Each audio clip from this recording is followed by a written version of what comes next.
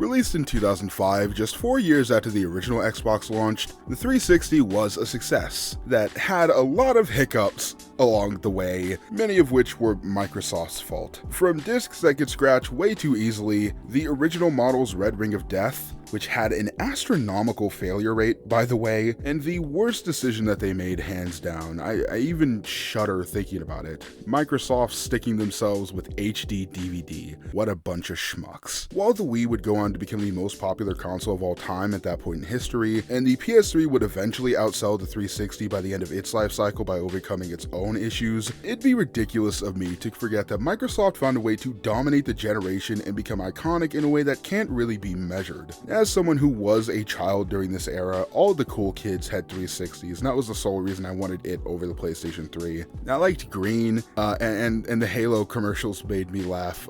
Could you tell I was a red versus blue kid? The 360 would actually become my first console I've ever owned, and aided in making this very channel. But now that the online marketplace is less than a month away from being wiped from existence, I figured it would be fitting to give a sort of eulogy to its game library. Some have taken this as a chance to incite FOMO in people, whether it be directly or indirectly. Either way, it doesn't really help anyone.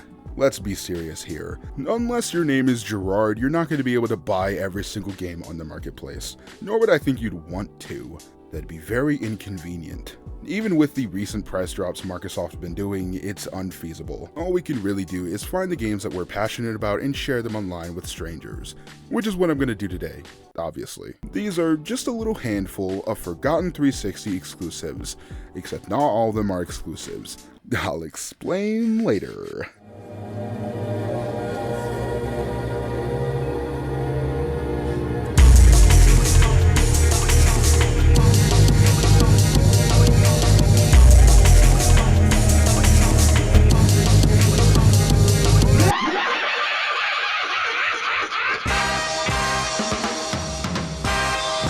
I fully blame my copy of Amped 2 not working being the other driving force behind jumping from making an original Xbox sequel to this instead. Released as a 360 launch title, Indie Built's Amped 3 is the third game in their Xbox exclusive snowboarding series. Something I noticed right off the bat is that this is probably one of the best looking 360 games that I own. Character models wise, the proportions look like whatever 2D characters are translated to 3D with little to no finesse, to be honest, and the textures themselves look pretty low res, but the levels are beautiful. Maybe it's because I live in the desert, but the snowy slopes and bright skyboxes made for a mesmerizing sight. Each unlockable area is also so massive this time around. Maybe there is a bump up at Amped 2 that I'm missing here, but the jump from Amped 1 to 3 is insane. Once you unlock more locations, you can traverse in between these interconnected areas as well as jump in and out of missions with no loading screens whatsoever. Pretty impressive for a console that came out in 2005. What else came out in 2005? Electra came out in 2005. As a sports game, it's a lot more arcadey than the first, but more importantly has a lot of polish. The hit detection is a lot less janky this time around, and while there's clearly some magnets at play to make the rails and such easier to grind on, there's still a level of technique and a fair learning curve that makes progression fun. The general design is the same as the first. Get more popularity and sponsors to unlock more locations and gear. But as a big surprise to me, there's a story this time. Usually I'd be the first to say that nobody needs to know about this shit, but this is where I have to mention that Amped 3 is one of the most batshit games I've ever played for the 360. The story involves our playable character, this unnamed boarder, being abandoned by their team during a competition, leading to a whole bunch of shenanigans like being stolen from and having to work for a talking pighead to make fake commercials for brands like Mortality, a fragrance for necrophiliacs. It only gets more ridiculous from here, but I don't want to spoil everything. To go along with this tonal shift, there's goofier missions like threading the needle through 2 ski lifts or moonlighting as a ski patroller. 3 is a much more, for the lack of a better word, wackier game than most. Even its contemporaries with more fast-paced arcade-focused gameplay, Amped 3 feels like a game developed by Adult Swim. And as such, not all of the jokes are gonna land. All fell right, delicate plum blossoms, as Seiyu returns to mountain with mighty night passer. It feels like I just witnessed a hate crime. Even when the humor can be with the amount of mixed media, it's easy to appreciate how much work it was to make these. The fake commercials are my personal faves. I actually ended up finding the writer Aaron Connor's website, which has the story discussion documents. After reading through them, I learned that 2 of the different concepts for Amped 3 story could have taken inspiration from Scrubs, where the protagonist has random daydreams, or The X-Files. I kinda want to see the Scrubs one, solely out of curiosity of how annoying playing that game would actually be. Amped 3 is one of my personal favorite sports games in my library. As much as I liked the first for trying to grasp that older brothers 2000s vibe, I appreciate that 3 is much more focused on carving out its own place in the scene. Although it's a shame that this is kind of where the fun train stops, because the publisher, Take-Two Interactive, you son of a bitch, closed down Indie Built in 2006 for undetermined reasons. Good to see that the industry hasn't changed at all. Yay! Although thankfully Connors and other Indie Built employees would go on to form Big Finish Games and are now creating adventure titles, so good for them. After this, there would be another 360 exclusive snowboarding game titled Stoked, which kinda just feels like verbally teabagging a corpse, dude. Too soon. That game seems to be a lot more simulation-based and has the period-accurate emphasis on realism, which just makes me miss Amped 3's ridiculousness all the more. The Amped games have always had more attention to detail and heart put into them than most, so to hear that the series just got shot in the back right after hitting its stride really depresses me. Especially since it's exclusive to the 360, with no way to play it on modern systems. There isn't even a PC port. Hopefully 2K will port or remaster this at some point, but considering all the amazing licensed music in these games, I wouldn't hold my breath. R.I.P.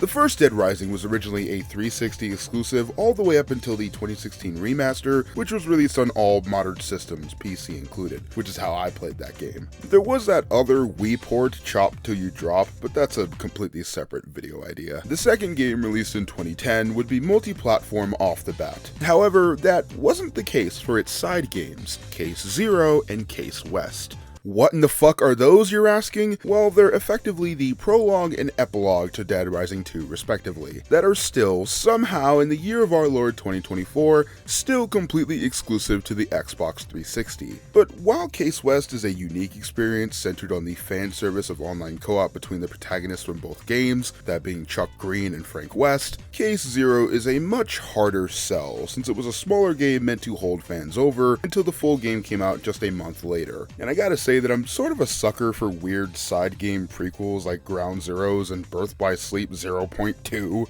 There's just something about the quaintness of them that really appeals to me. But where those two games had much bigger price points, Case Zero was only sold for a measly $5 and had a 3-hour story, as well as mechanics from the mainline games like multiple endings. That is triple the length of Ground Zeroes' main story. Rarely do I bring up price in videos like this, but it's sort of surprising the amount of attention that was put into a prologue and how little care and admiration it's given nowadays. As an introduction to Dead Rising 2, it gets players used to mechanics like the time limit, saving survivors, destructible weapons, psychopath fights, as well as the new addition of the Zombrex mechanic, a temporary cure Chuck has to administer to his daughter since she was bitten by her mother.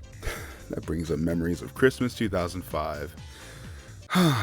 We still aren't allowed to eat turkey at Mom's house. I will say that Chuck doesn't have as much personality as Frank does. I've covered wars, you know. The game sort of relies on the emotion of watching a father usher his kid through a zombie apocalypse, which, outside of becoming more cliche as time has passed, which isn't really this game's fault, it just isn't as interesting as a premise for a lighthearted zombie game as a reporter with the sole purpose of benefiting off the suffering of the victims. But that's more of a concern for the main game. Case Zero still melds that Capcom style of tongue-in-cheek humor alongside being a legitimately fun zombie game. The town of Still Creek is kind of small, but the inclusion of building interiors was surprising. This is a 14-year-old game, and yet just with a bump in fidelity on the 1X, this world doesn't feel ugly or barren whatsoever. The narrative itself is pretty short and just consists of collecting bike parts to get out of the town, but it's designed in a way that takes you across the area in a natural manner, discovering alleyways, secret entrances, and hidden weapons. Again, this is a 14-year-old game that's still only $5. It's especially well worth a playthrough since this is all original stuff to Case Zero, but also your stats and progress carries over to the main game. so you can level up and collect as much cash as possible, all of which will carry over to Dead Rising 2. Granted, my copy of 2 is for Steam, but this is still a great feature.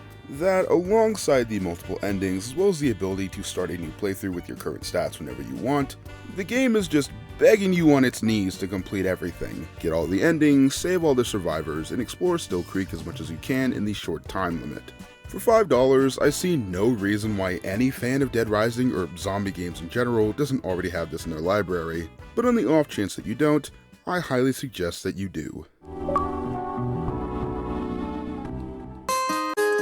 Xbox 360 has over 200 family games, including Kung Fu Panda and Lego Indiana Jones: The Original Adventures. Get both as our holiday gift to you when you purchase Xbox 360. Rated everyone 10 and up.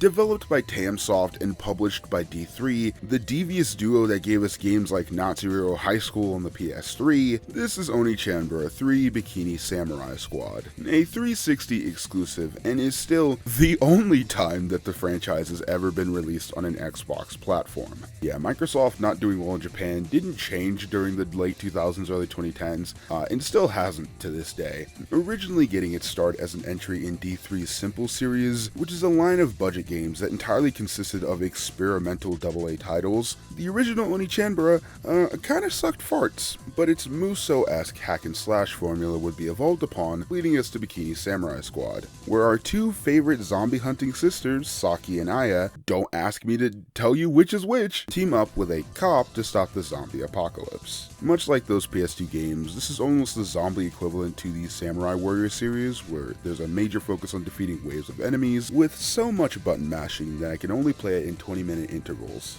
And that's not some sort of oversimplification or jab. You literally mash the X and Y buttons to do all of your attacks with little to no variation, almost like playing a fighting game with auto combos on. You do get to upgrade your characters at the end of each level, but the skill just makes the combos longer and more elaborate, so really you still just end up mashing X and Y.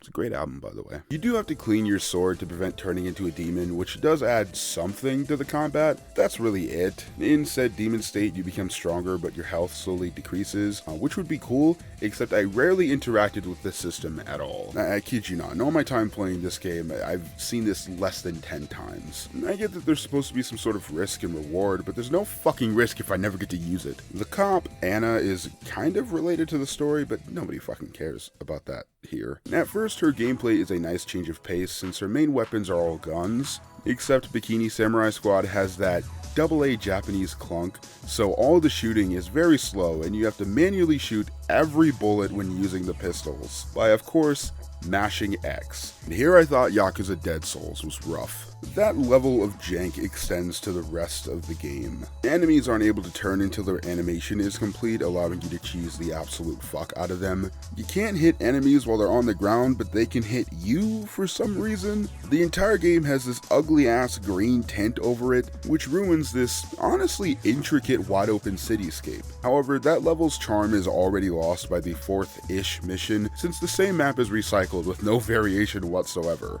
Constantly backtracking and collecting keys, going through the same fucking hallways over and over again. Other locales you explore later in the game, like the underbelly of an airplane or a brown island, are still very ugly, but at least they offer some sort of variation. However, the final stretch of the game takes place in caverns, just the same copied and pasted tunnels. I cannot make this up. Not all the levels last very long, which I appreciate, and there are some fun pace breakers like that one mission on the motorcycle. I didn't hate that, and there is a lot of additional stuff to do, such as customization, but it's unsurprisingly pretty shit. There is an extra playable character in lots of different difficulty modes, only for the masochists out there. The campaign itself is pretty short, only coming in at about 4 to 5 hours. Games like Onechanbara are meant for a niche audience where they dump hundreds of hours into it until the next one releases, so at least those people will be satisfied. I'm 90% sure that most of the budget went to the cutscenes, which are just boobs, butts, and a black bar for subtitles that can't be removed at all. This game is very much a guilty pleasure, not because I'm ashamed of what other people are going to think, but what I think of myself. I could be playing anything else, and yet I enjoyed my time with a game titled Bikini Samurai Squad more than Bullet Witch. What the fuck? Enjoyed is a strong word. I'll say that I stomached and was able to finish Bikini Samurai Squad and didn't mind replaying it for footage. The cutscenes were needlessly detailed, the levels were short enough that they didn't have enough time to get on my nerves as long as they're not played in quick succession, and there's even lots of little things like being able to change the blood color to pink, which is cute. Or white? Why would they? Oh my god, there come zombies! Red alert! There come zombies! There come zombies! Ah! Alright, I'm simply talking about this so the $4 that I spent doesn't go to waste, and so I can use one of the girls in the thumbnail. Misleading? Probably, but what the fuck are you gonna do about it, pussy? Rumble Roses XX is a 360 exclusive sequel to a PS2 game simply titled Rumble Roses that seems to be liked well enough online. But this is not it. I should note, haven't played a lot of wrestling games. I think I played a couple WWE games with my cousins growing up, and I played Simpsons Wrestling, so I don't have the best framework here. But even taking all that stuff into account, this is just hot ass, and not in a good way. The character creator is fine, but the combat itself is slow and unbalanced. And every victory that I got would feel like it was completely accidental. Plus, the game is far too focused on virtual panty shots to have any semblance of depth or even a story at all. There's not even an attempt here. I said it in the PS3 video and I'll say it again. We've grown past games that are just horny for the sake of it. Go play Onechanbara or Dead or Alive if you're that horny on main. Fucking hell. It should be clear by now that I love the Katamari series. Most casual players will stop with Damacy or We Love Katamari, both of which got very recent remakes, and I honestly can't blame them, because the more I play these post-PS2 games, the more homogenous that they feel. That's not inherently a bad thing, but original stages or any sort of innovation is getting harder and harder to find in this series, which is why I really liked Beautiful Katamari, the first and only game made for the Xbox 360. Why is there a Katamari game made exclusive for the Xbox when these were PS2 exclusive games? Fuck if I know. Actually, I do know, but I just don't want to bore you with the details. If you're here, you probably know what this is. Roll a ball to get bigger and bigger in a short time span until you win. There's still some gimmick stages, mainly rolling a hot Katamari without the temperature dropping. Those ones always suck, and yet they've been in every single game I've played post We Love Katamari. But thankfully, there's a decent amount of new stages. Like one where you have to roll up cool things and stages littered with 360 consoles and controllers. That's kinda cute. Or the final 30-minute level in the game that builds up to rolling up the entire solar system. I love it. Beautiful is actually one of the more challenging games in the franchise, with tight time constraints and lots of weird item placements. You're sort of incentivized this time to just roll like a madman until you reach your goal. In a way, it kind of feels like a nice progression as the third main entry in the franchise, but it also works as a decent entryway in the series for those who crave a more difficult experience. You know, for the real hashtag gamers. Nintendo, more like Nintendo blow my dick. Thankfully, this game doesn't have a story focus like Katamari Forever or We Love Katamari do. It instead returns to the original game where the king gets shit-faced and just sort of makes a hole in the solar system that you have to fix. All of the music is great, whether it's the instrumental stuff you hear in the menus, or the vocal tracks that play during levels. It's all great Shibuya K. It's kind of what we expect at this point. Which is sort of what you can say for the Katamari franchise as a whole. They're a very you see what you get sort of franchise. If you loved the re-roll, remaster, remake things, then sure, you should go out and play Beautiful, especially since it was made backwards compatible somewhat recently. But if you were so-so to okay on those two, this is not going to change your mind. Unless your one and only issue was that they weren't difficult enough. It's a little more creative than I expected it to be, and I enjoyed revisiting it for this video, but it's Katamari alright.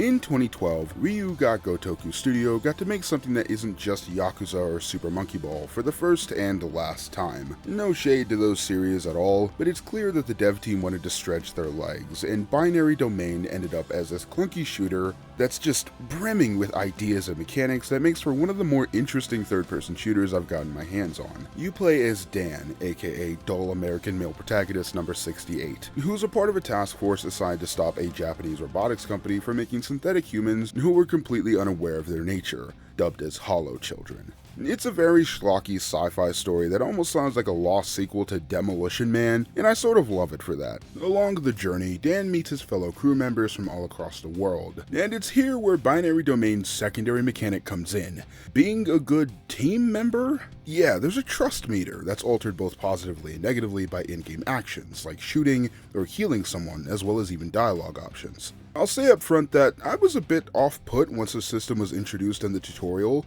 Initially, the game expects you to use a microphone to issue commands and respond to teammates out loud, and during the opening hour or so, I was constantly being docked points for teammates randomly getting into my line of fire. But the mic part can be turned off and replaced by normal button options, and overall, once I got used to it, I sort of loved this system. The theme of camaraderie that most action films have is a hard thing to grasp in most games.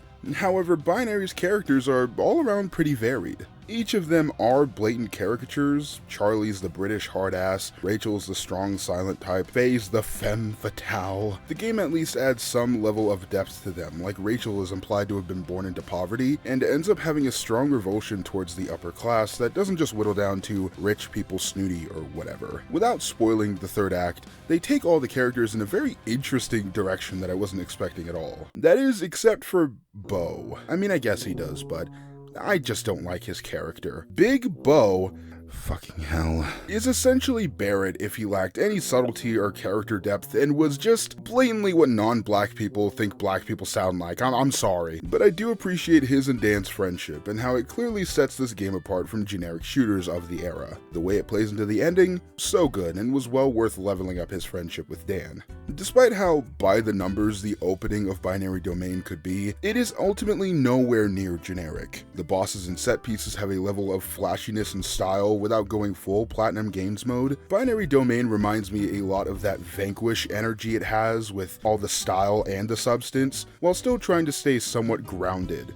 I was so surprised by the fucking upgrade system in this game. Rather than just being skills that you buy, it's almost a meld of Final Fantasy VII's materia system and Resident Evil 4's attaché case that makes for a small puzzle each time you decide to upgrade Dan and his teammates. I was kind of floored. As a fan of the Yakuza soundtracks, the music here, made by so many artists that I legitimately can't list them, is so amazing and scratches that techno itch that I got. While the game could be a bit jank at times, and the first impression it gives isn't the strongest whatsoever, Binary Domain is like a back scratcher, hitting the right spot for people like me, who've become somewhat disinterested with how repetitive some shooters from this era could be. Sorry, I think my stomach rumbled during that take. I'm keeping it in. That was the best take that I got. It's a shame that not only did this game underperform when it released, but despite many videos made nowadays by notable gaming creators trying to bring it back into relevancy, Binary has still stayed somewhat under the radar, even during the renaissance of the Yakuza or Like a Dragon series.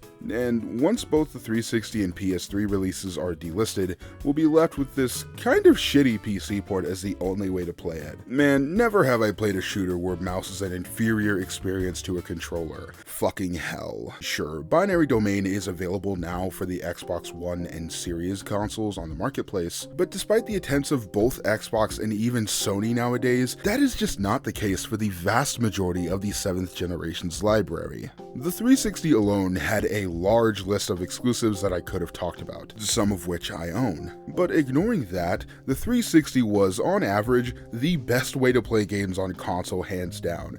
And after DRM like Secure ROM and games for Windows Live have pissed the sheets, it's become the default way to play many games, period. And God forbid a game had console-exclusive DLC or was never even released on PC. For better or for worse, it's part of what made the 360 unique, not just fucking Halo 3 or Fable the Journey. I have to make a Connect video, don't I? Oh, fuck. I've mentioned it before, but I didn't grow up playing the 360. And I hopped on at the end of its life cycle in 2012 solely for the amazing Spider-Man game of all things.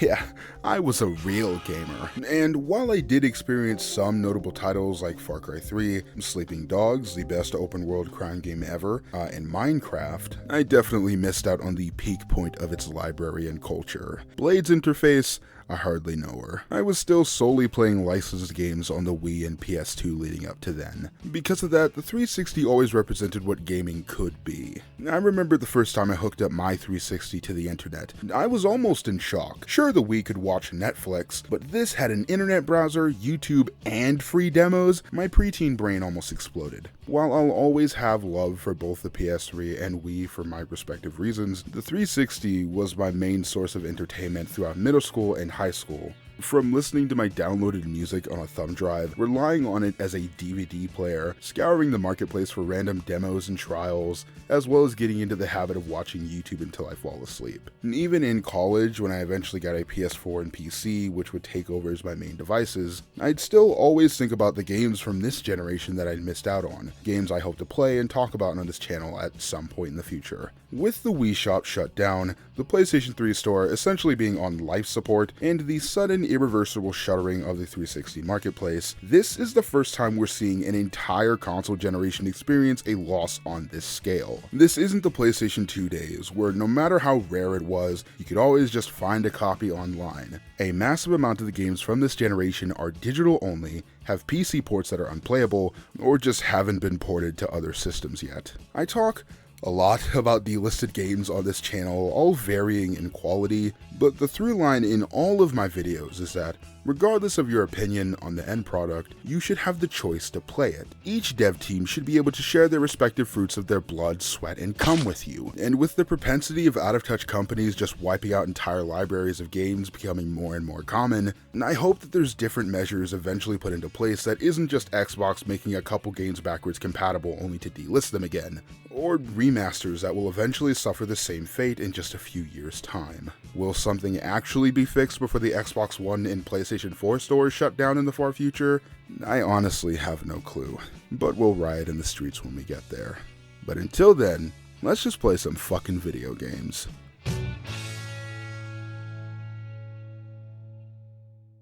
It's just a work call, some business. Why are you telling Cortana about your business call? This could be big for us. It's about the Promethean account. Uh-oh, sounds like you and Cortana are about to have a fight. I'm gonna beat you. Sleep. Come on. Are you guys having a pillow fight? She wants to talk to you. Hello? Hi, Cortana. I love your meatloaf. Rated M for mature.